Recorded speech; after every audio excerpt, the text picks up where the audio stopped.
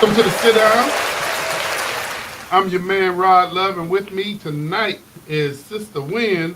How you doing tonight, Sister Wynn? I am doing well. What about yourself? I'm doing great. I'm doing great. And then we also have the ever provocative Doc Polite. Doc, how you doing this evening, brother? I am good. Hey I man, am hanging in there. you got me on this thing, man. Where I was looking forward to seeing one of them nice sombreros that you be wearing. No, I'm not wearing one tonight. It's hot in my office. No, I feel you. I feel you. I feel you. Hey, so for those of you who tuned in to the sit down, this show is intended to uh, basically bring you information that's taking place, whether it's community based or whether we're having conversation about some of the things that are impacting communities that you should know about. And the topic tonight, and we got to be ready for this thing, is childhood trauma. Where does it come from? And man, I mean, that's a deep pool. I don't know where to dive in at on that. I know. I was talking to Doc Polite before the show, and I was telling him as I was growing up, I was that daddy's little girl. So whatever. Wait. Let me interrupt you. Let me tell y'all. I found out Miss Queer a thug. I didn't know she was a thug. You didn't find that out. Yes, I did. I was like, you did all of that? Listen, it was just me and my brother. My brother was older. I'm the baby girl at that time. So, you being daddy's little girl and you ask certain things and you want certain things and your daddy provide for them. But those times in my life kind of hindered the first part of my marriage. And the reason I say that is because I had those same outcome and expectations from my husband. Okay, As okay. But this you know, is what I want. but you know, they do say uh, daughters, if they've had their fathers in their life, uh, they look for a man, even though in their head they're like, I'm looking for something else. They look for a man that exhibits some of those qualities that their father had, Yes, such yes, as being the protector, yes, things like that. yes, So yes. interesting. It really was, and it challenged me. It challenged me to a point where I had to look at myself in the mirror Mm. to say, where is all of this coming from? Being so resilient. So, relationship struggles, that was me and at the first part of my marriage, relationship struggles. We talked and we've had the conversation before about, we talk about responsible fatherhood, Hmm. um, but we also talked about, the goal should be to evolve as a dad. Hmm. That father thing, anybody can be a father, Hmm. but the end goal is to be that dad. And when you talk about being a dad, you're talking about those emotional connections. Hmm. And Yes. and Yes. one of the things that I want to throw out to both of my comrades here is when we talk about relationship struggles, talking about children raised in high conflict or emotionally distant homes, uh, that can lead to trauma. And Doc, what do you know about that, man? Well, in psychology there are two camps. One is called nature, one is called nurture. And part of both are true.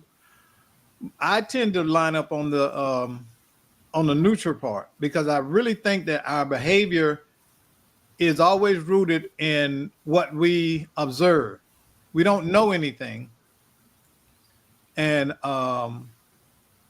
when we come to this earth, what we encounter is those people and social groups that are there to raise us. If they show us their version of love, that's what we grow up thinking that love is. Hmm. Okay. So if love in your house is your mom and dad fighting every weekend on Friday and Saturday night, old people used to say when the eagle come out to play, I mean, you got paid on Friday and you're going to go get drunk and party the weekend. And if that's your your house on the weekends and you see chaos, um, And you think you're that gonna get chaos is natural? You think that that's yeah, um, yeah, exactly. You yeah. think that that's how married people love each other. They call each somebody other moves. names and all of these kind of things. Yeah, but you're right, Doc. That is something that I mean we need to really be having a conversation about because and I didn't come from a perfect home. I know growing up initially, um, my mom and dad didn't uh, have conflict in front of us. They it was they took it behind closed doors. But then as times went on, we my siblings and I we saw things evolve to the extent that we saw violence in the home and stuff. And that's it got to a point where my mom said, "No, this is it. I'm not, we're not going to do this." But just think about the fact that we saw two sides of that. The first side we saw where my parents would have their disagreements behind closed doors. Then as things evolved, we started seeing the violence in front of us. Come out to the Mhm. Yeah. But it's like I mean, Doc, you pointed it out correctly. That also can be a form of trauma that can follow you.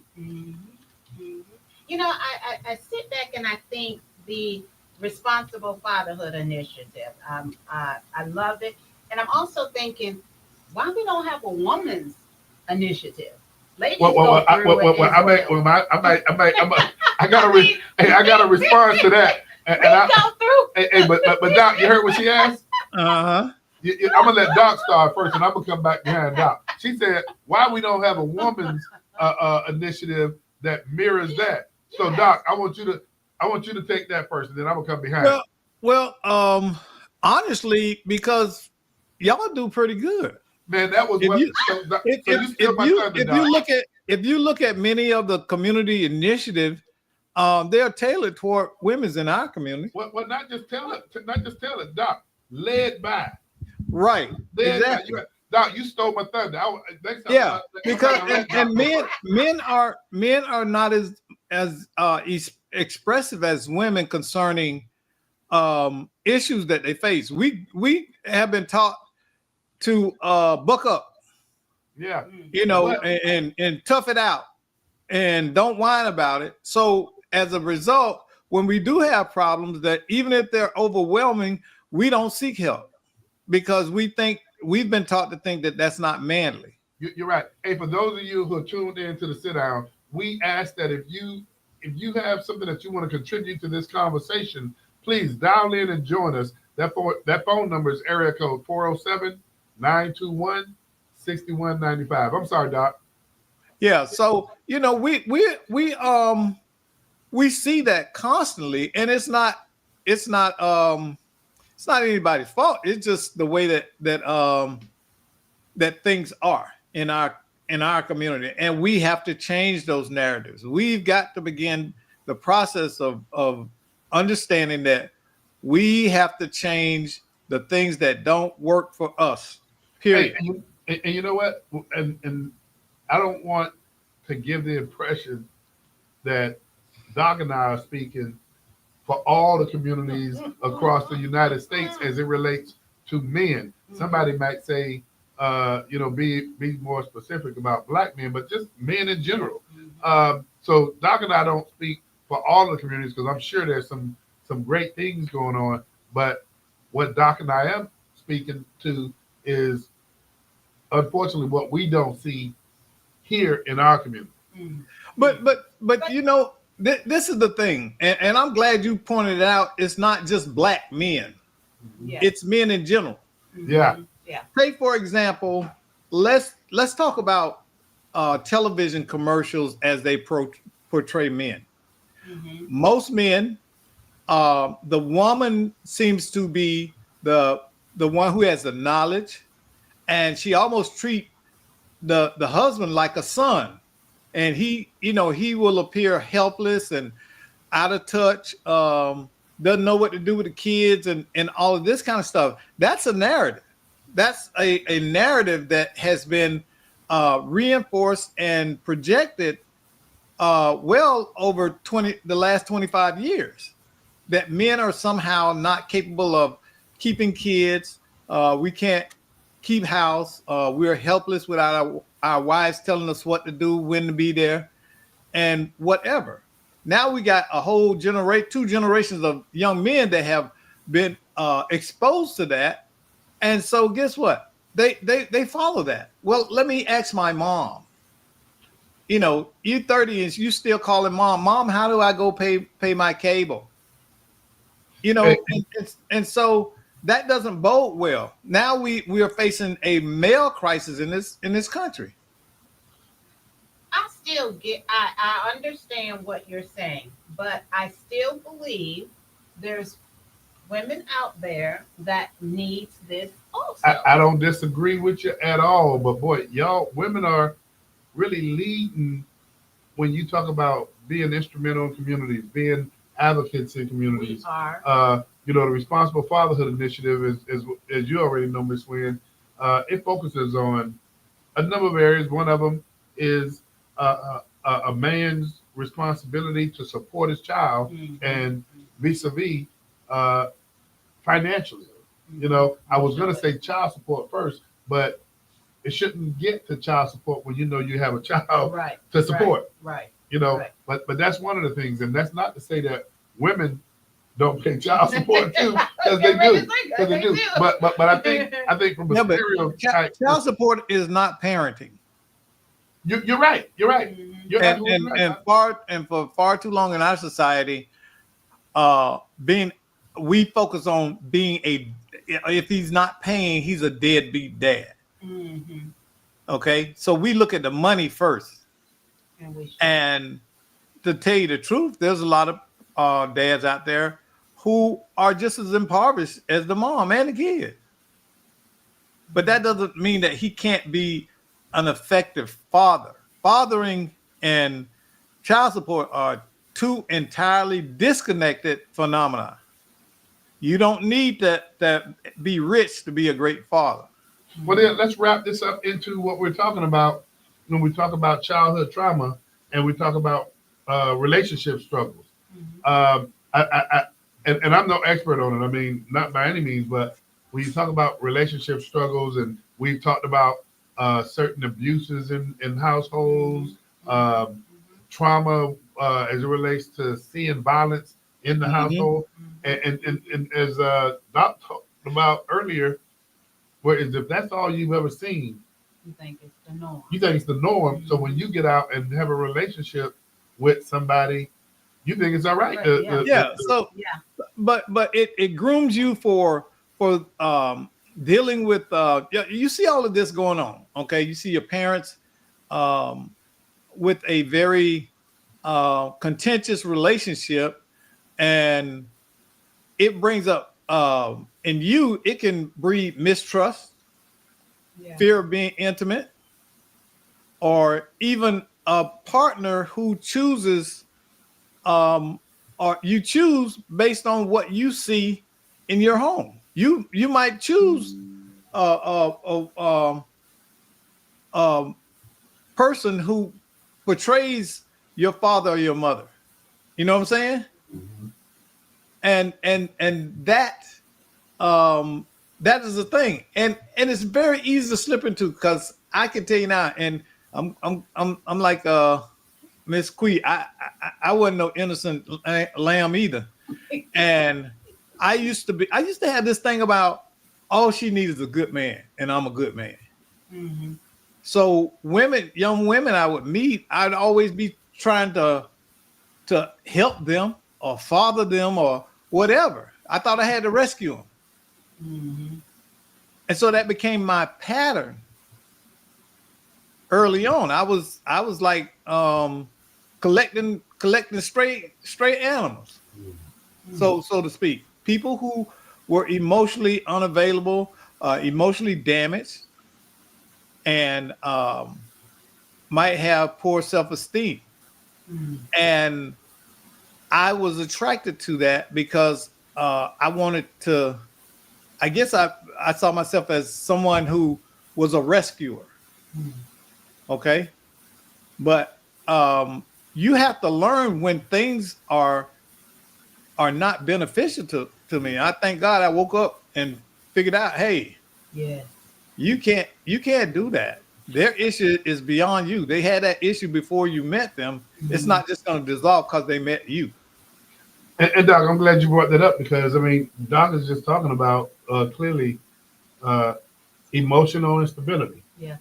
Yeah. You know, which again can lead to a type of trauma if you have somebody. And Doc, I'm glad you brought that up. But if you have somebody that whether you're in a relationship with, Mhm. you realize that they're lacking emotionally for something.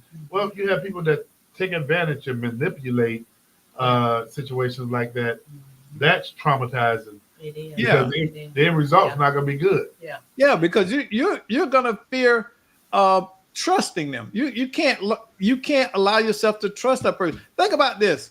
How often have you heard all men are dogs? All men are dogs. Have you ever heard women saying that, Rod?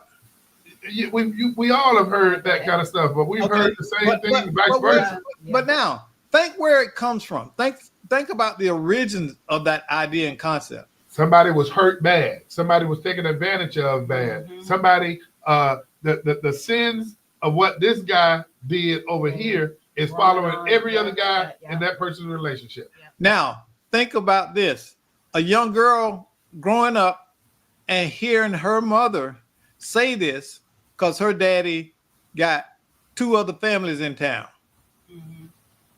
and her mama said he a dog, and he a dog. Your daddy ain't nothing but old no good dog. Mhm. Okay, Mhm. so that begins to reinforce her vision that all men are dogs. But you know what? I hate to divert right here with this conversation, but you know it's interesting. Doc says that because it takes me back to that Kevin Samuels Yeah. and you know, and Doc, you started this, and I hope you don't. I hope I hope you don't take me down a dark road. But you know, Kevin Samuels when he talked about high value men and high value women, he went through some things. You know, he checked off some boxes, Mhm. and I mean, you know, people go through life, people make mistakes Yes. and all that kind Yeah. of stuff. Yeah. But when you talk about this guy, this is his third family. I mean, yeah, we all can continue to make mistakes, but come on, man. There's a level of responsibility, Mhm. not just from a man, but with a woman. Yes. Absolutely. Well, you're Absolutely. you're talking about number one. You're talking about imperfect human beings and how so many people are not willing to address their unhealed issues and trauma. Mhm. So now you Leroy runs to Becky, and Becky thinks that all men are the dog, and Leroy's been told to as long as he bring the money home to his house, he can do what he want to do, and he leaves the child rearing up to Becky. So you have those two different lifestyles that are now residing together. They never talked about what are your values, what are your ideas of what does marriage look like, what does us being together look like. I guarantee you they didn't go that deep. But They but but probably met in the club, yeah, hooked up, and the sex was good. They had a couple of orgasms, and they thought that made them compatible. yeah, but you know what, Doc? I gotta say, when you talk about the rearing of a child, and I mean times have changed. Um, man, I mean I'm gonna just throw my hands up. My wife does an excellent job, and I don't know if it's because I got girls. Uh, I know when to be in the game, and I know when to step back and watch my wife take control. Um, but I gotta say, when I was growing up, my grandfather, when me and my siblings used to go to St. Petersburg for the summer, Mhm. my grandfather left the rearing of us up to my grandmother, Mhm. but he was that solid. I'm gonna call him general because uh, we knew what he meant, and he didn't have to open up his mouth. Mhm. So even that old school still is today where you know it's all in your style. You know Yeah. I you know what I'm saying now. Yeah, exactly. But they were rooted in, I often think of a more um, simpler world, less Yes, complications It was. It and was. it was. interference from outside. You didn't have you Yes. didn't have social media back Right, then. Yes. right, right. So many of the things that um, they had to deal with centered around just sheer survival. Mhm. Young people don't know what it was like. Most people in the 60s, 70s, and on back, they function on survival. Mhm. You didn't have all these luxury, to go to a movie was a luxury. Just to go watch a movie was a luxury. And it's To go funny on vacation, that you said your I, grandfather was the general. You remember back then, you used to get that look, and you knew yeah, what that look yeah. meant, and And it that was was it. like, uh oh, you And better and straighten you up. you say everybody in the room Now, say, "Oh, granddaddy, yep, you better sit down for granddaddy get mad." Yeah, yeah. yeah, And you go yeah, sit down too. Hey, yeah. but nowadays, Doc. Hey, see, y'all bringing this stuff up, and what we're talking about is childhood trauma. Where does it come from? But again, when you start having conversations like that, Mhm, you got little Johnny that is doing something, mhm. and his mama ain't looking at him to Mm-mm. say You better stop it. stop it. Mm-mm. And you Mm-mm. No, know, she looking at him to ignore him. Most of the time, many parents are not. I won't say all, okay, but a significant number of parents are not emotionally and intellectually engaging with their children. That's so true. Because you can go to a Okay, store they are and you they see are these not kids running they're around. they're not doing the simple things like, okay, Amy, um, let me teach you how to make biscuits. Why you need to make biscuits? Well, it might be a time where you can't afford to go to Red Lobster and get them cheddar cheese biscuits. I'm gonna teach you how to make them at home. And just that time that the mom and the daughter spends together is it can be a life defining moment because they get to discuss hopes, dreams, all kind of things can come out of that moment that will have a positive impact. so how does that tie into childhood trauma? And I mean, one of the things that pop up on my screen is the conflict avoidance piece. If little Johnny is doing this and doing that, and you got the parent that's not doing anything right there, but then you find that when he gets home, it rises to a level. I mean, and man, nobody's telling people how to raise their kids. Mhm. And we live in an era now of what is it, DCF, DCF, you can't even spank them. and so man, just imagine. Yeah, yeah. Just imagine trying to rear your child, and you get a knock on your door, and folks say, "Are you such and such?" Mhm. And say, "Is little Johnny home?" And you Mhm. thinking, "Okay, you've identified yourself. Now you're asking for my child. Mhm. Why?" And then Mhm. they say, Now, "Well, you know what? I'm gonna tell you something. I had an evolution about corporal punishment. I used to be all for it. I thought it was the way to ensure that your child learned consequences for breaking rules. However, I began to see it quite different when I understood that many people don't have a boundary about um, using corporal punishment, spankings and stuff. Mhm. Okay. And they themselves are often dealing with unresolved trauma, and it makes them not handle the situation with structure and love. See, correction is love. Discipline is love. I love you so much, I'm going to teach you not, and I'm going to stop you from harming yourself. Mhm. Okay? So I want to teach you the right way. But when we invoke corporal punishment and it's nothing more than mass violence because you're frustrated and you're angry and you're fed up with your child, it's counterproductive. so Doc, are you against? I'm trying to follow you. Are you Yeah, I'm against spanking now. Absolutely.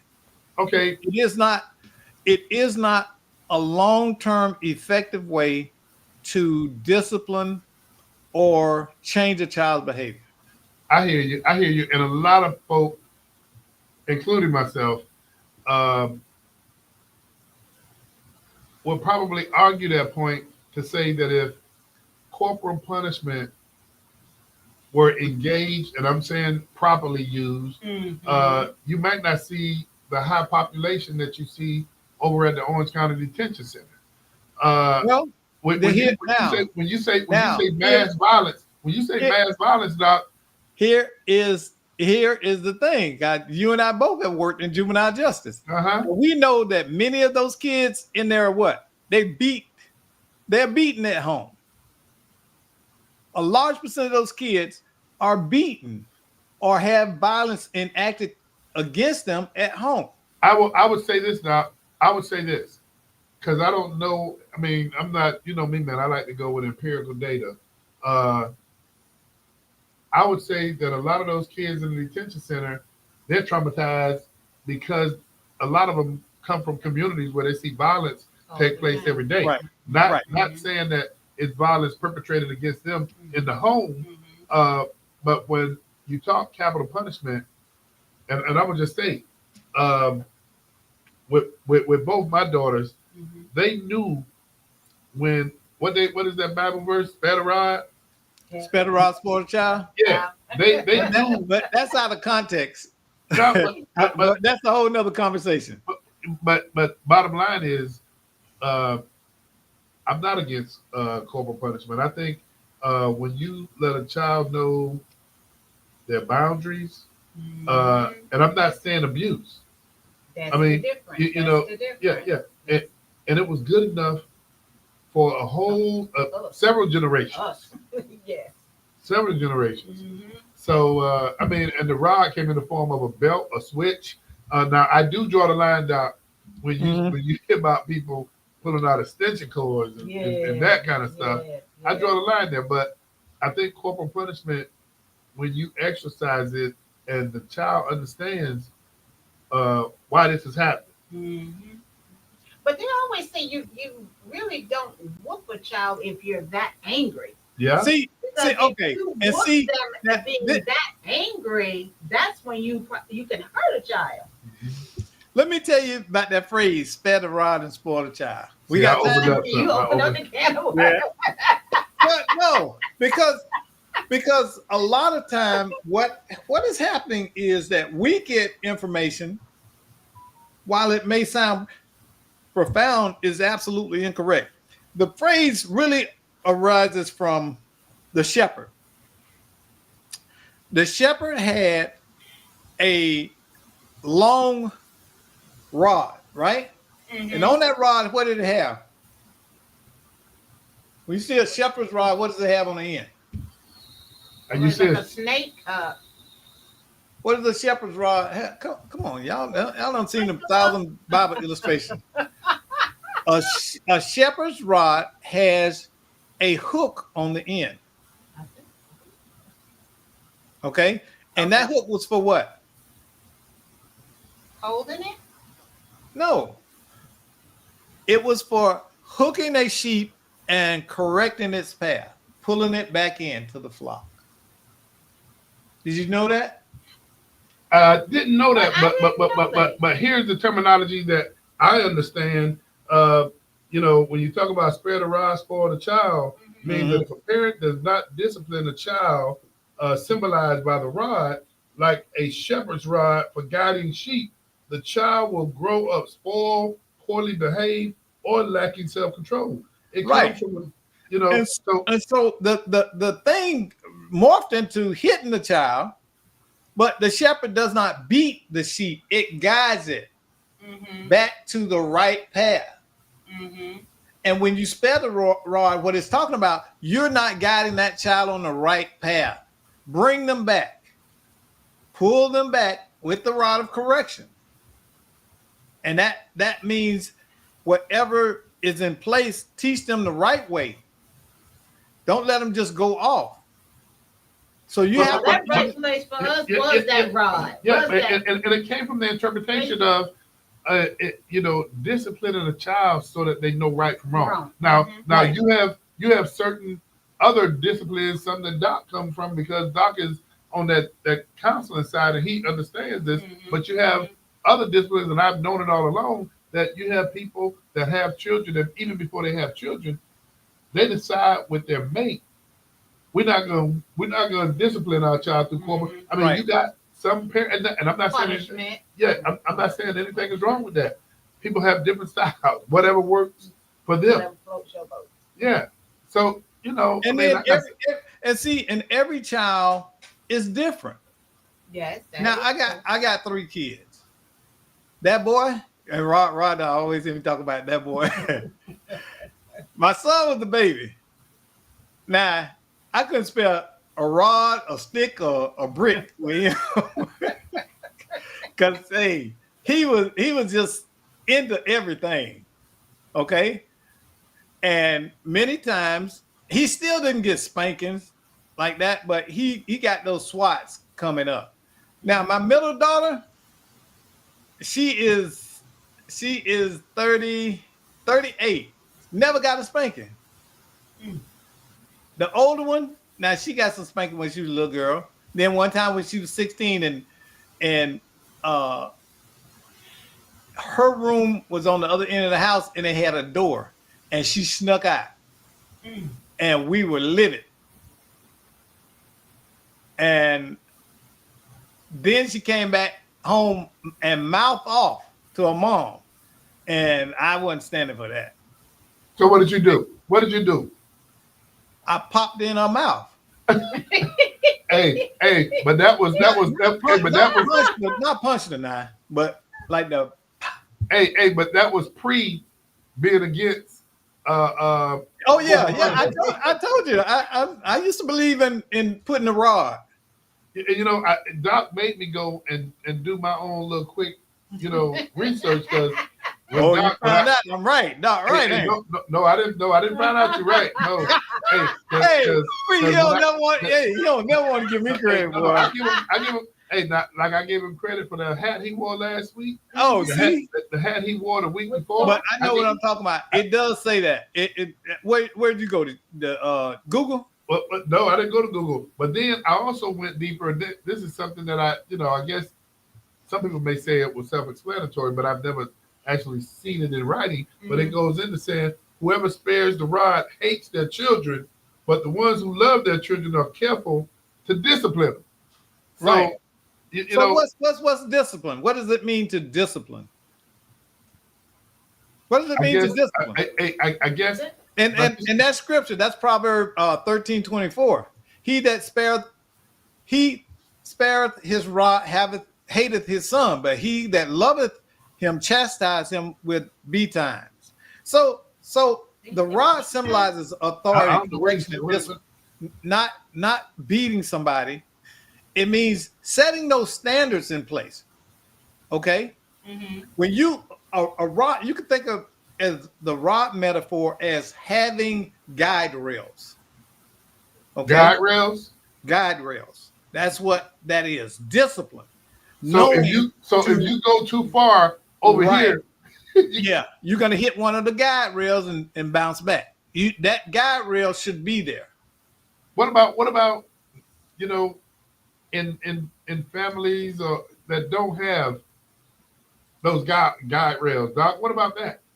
Well, they in for a wild ride. They gonna be visiting juvenile justice. They're gonna be visiting Rayford. Is Rayford still open? I don't know, Oh, but Doc, here's something, man. That I mean, we kind of jumped off into another area that really took us into a biblical area, Mhm. and It all I goes back to the Bible. but I was thinking about this, and I'm glad you said that again, Doc, because I'm gonna say this to you. Mhm. I was watching this show a couple of weeks ago, Mhm.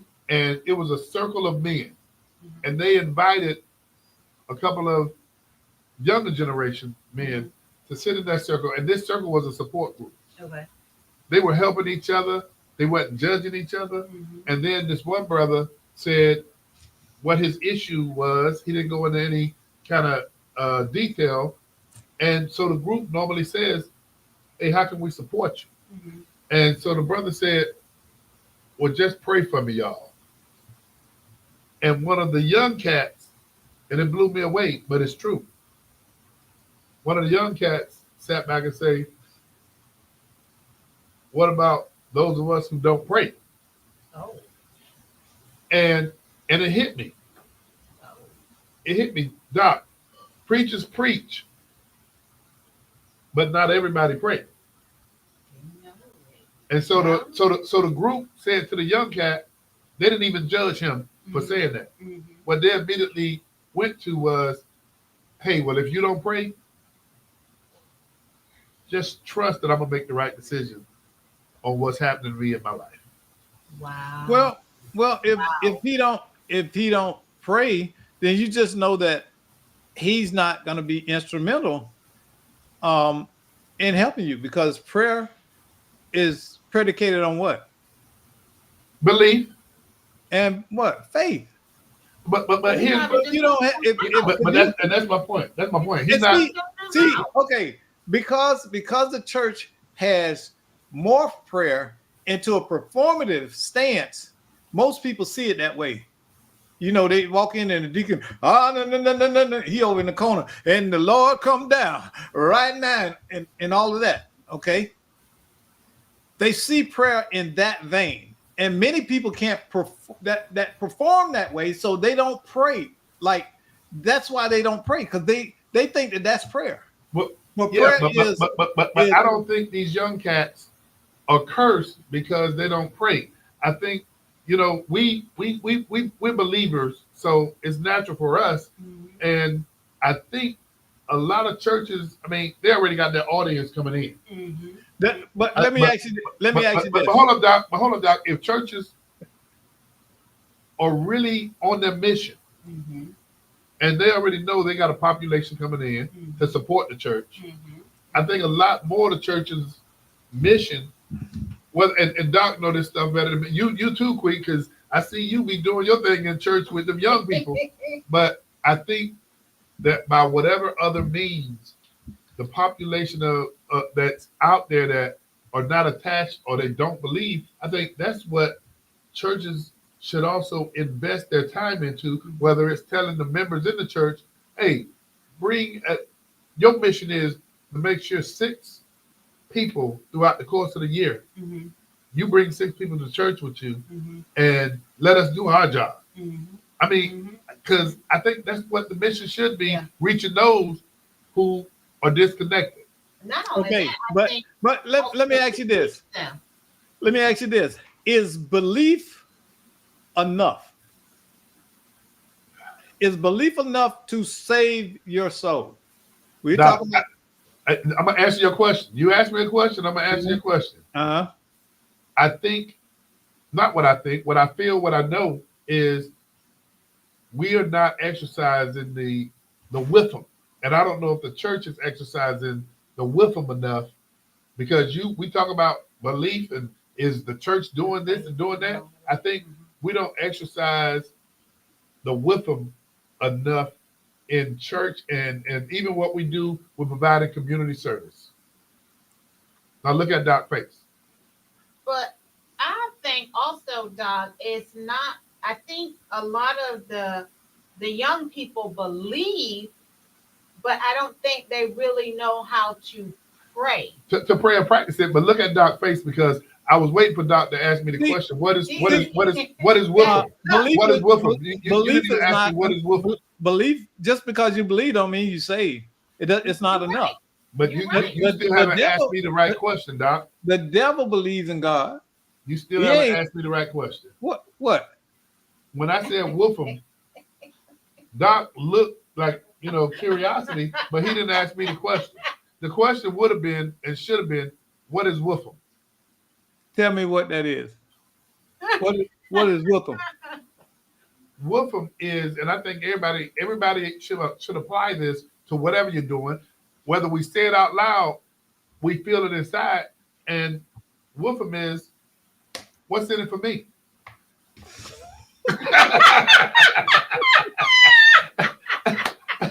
you saw that?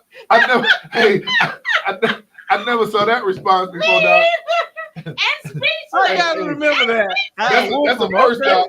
That's a first. Speechless. I never saw that from you, Doc. Hey, I mean, am I lying, Doc? you got me.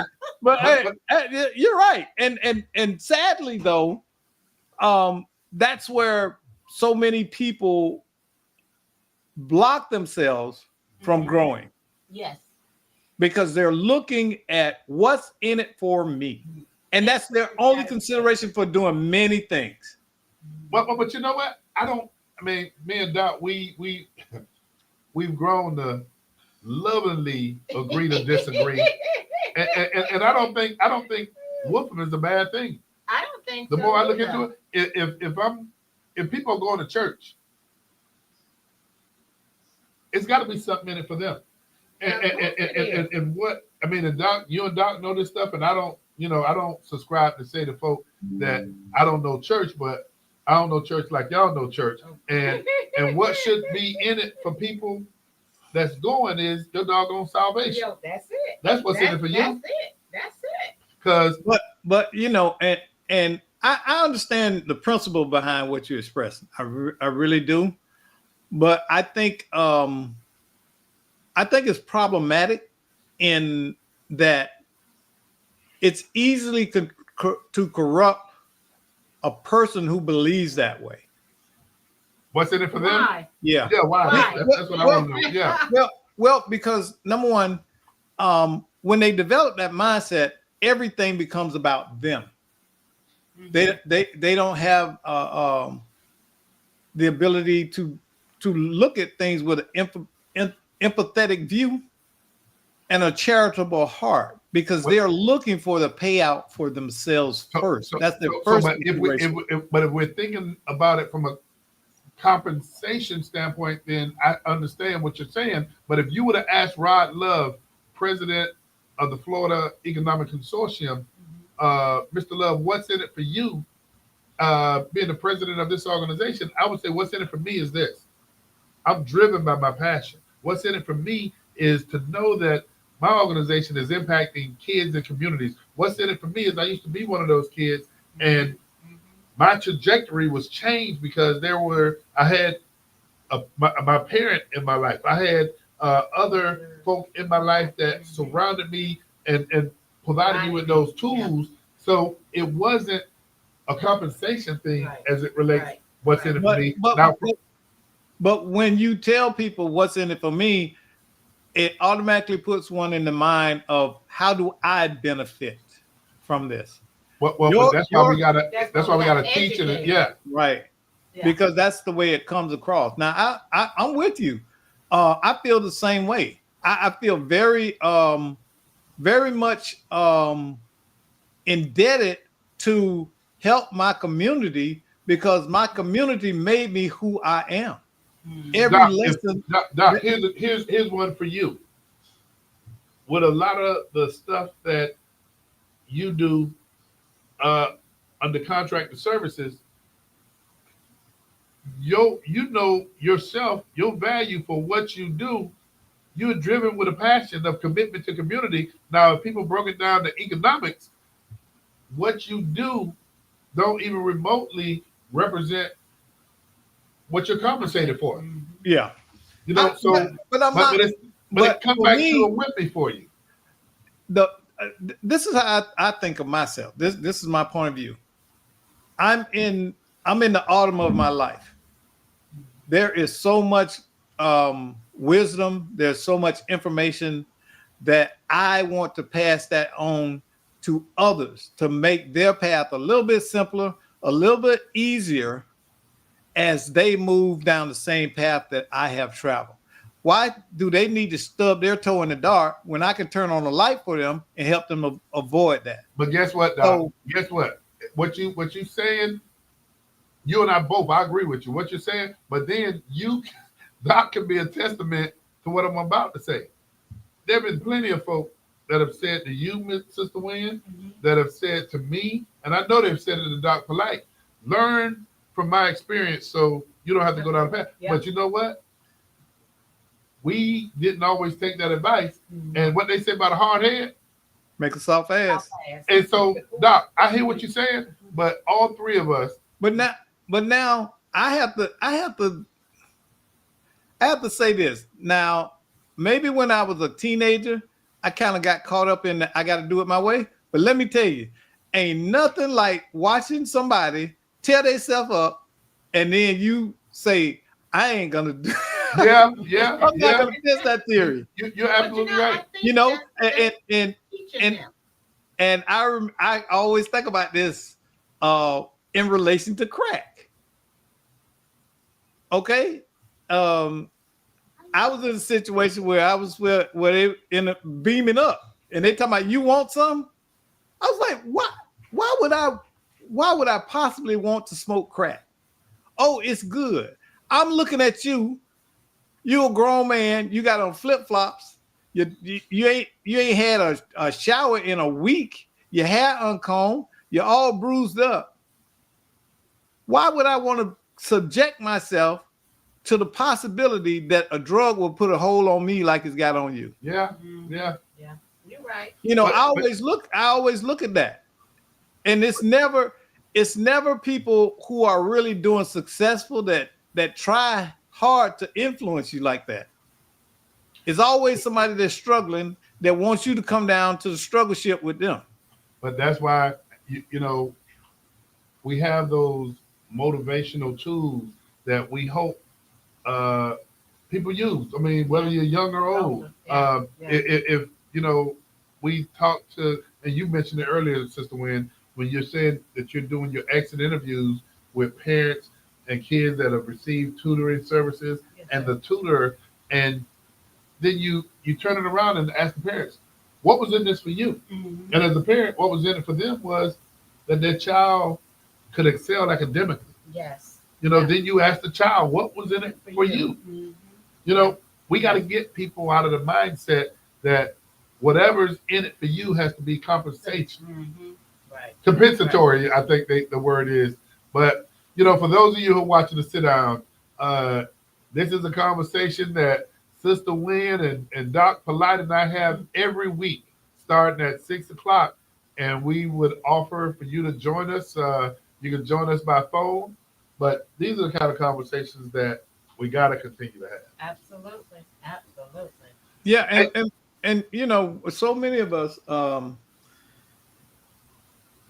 we start out at a disadvantage, but that doesn't mean you have to keep staying in a disadvantage. If right. you know that you're not living the life that you want, find a way to correct that. Find somewhere, somebody, somehow that can guide you, give you information, and lead you to a different outcome. Nobody has to stay stuck where they are. You can always get away from it. You can always change. Definitely. Hey, I want to end the show by and Doc, Sister Wynn, y'all can tell me if this took y'all to any other place. But one of my friends sent me this this TikTok of, I don't know if this was a comedian or if this was a preacher. I'm not sure which one. Mm-hmm. But the guy said his mother always told him, you only got two things to worry about, and that is whether you're healthy or you're not. And then he said, well, if you're not healthy, then you still got two other things to worry about. You know what those two things are? Whether you're going to live or whether you're going to die. Mm-hmm. And then if you're going to live, you ain't got to worry about that anymore. Uh-huh. You just got to worry about two other things if you die. What's the other two? Well, the other two things, if you die, you got to worry about, and Doc, y'all frame this up for me. Y'all got to worry about heaven or hell. Yeah. Hey, and then if you go to heaven, you ain't got to worry about nothing. But if you go to hell, you still got two things left to worry about. Do y'all know what those two things are? The heat. That's one thing. That's one thing, and that's not it. Oh. Okay. So what is it?